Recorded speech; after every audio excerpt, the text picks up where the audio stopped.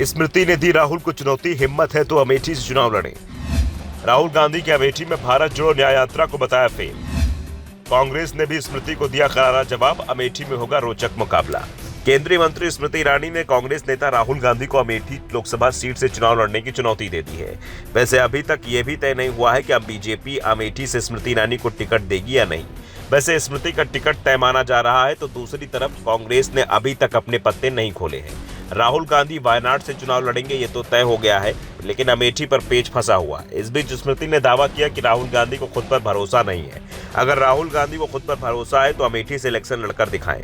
उन्होंने कहा कि 2019 में उन्होंने अमेठी छोड़ और आज अमेठी ने उन्हें छोड़ दिया है। स्मृति ने कहा कि राहुल को वायनाड की जगह अमेठी से चुनाव लड़ना चाहिए। कांग्रेस की भारत जोड़ो न्याय यात्रा के अमेठी आने पर बीजेपी सांसद ने कहा कि अमेठी की खाली सड़कें बताती हैं कि वे राहुल गांधी को लेकर क्या महसूस करती हैं।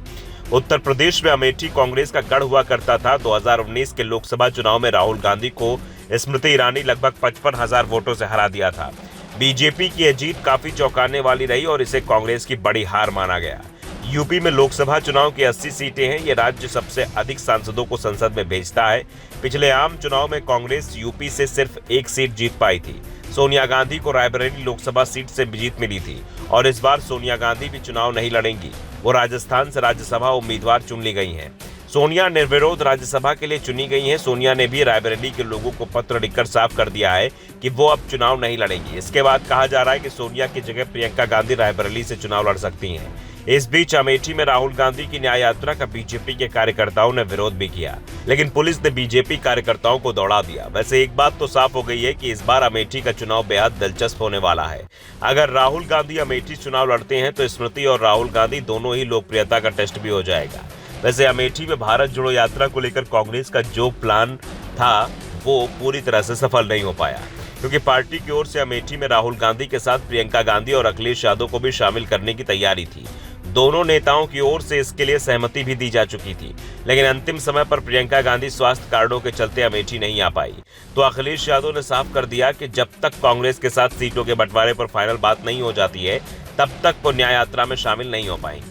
अखिलेश यादव ने पहले कांग्रेस को 11 सीटों का ऑफर दिया था, लेकिन कांग्रेस ने इस ऑफर को ठुकरा दिया, तो सपा की ओर से दूसरा ऑफर 15 सीटों का दिया गया और कांग्रेस की ओर से जब कोई जवाब नहीं आया तो तीसरा ऑफर 17 सीटों का आ गया। वैसे कहा जा रहा है कि अगर सपा 20 सीट देती है तो कांग्रेस के साथ बात बन सकती है और ये भी कहा जा रहा है कि सपा से कांग्रेस का गठबंधन होने के बाद ही राहुल गांधी अमेठी सीट को लेकर अपने पत्ते खोल सकते हैं। वैसे इस बात की संभावना अभी से ही बनी हुई है कि राहुल गांधी 2 सीटों चुनाव लड़े, वायनाड और अमेठी से। दूसरी ओर प्रियंका गांधी रायबरेली सीट से चुनाव लड़ेंगी, ये भी तय माना जा रहा है।